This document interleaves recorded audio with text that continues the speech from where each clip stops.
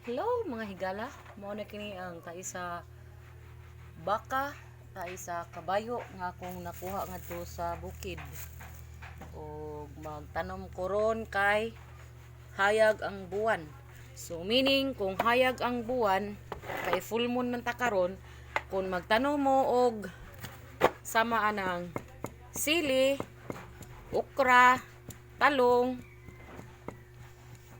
ahos, or basta unsa nga tanom, basta hayag ang buwan kay full moon, so meaning ana daghan siyag bunga.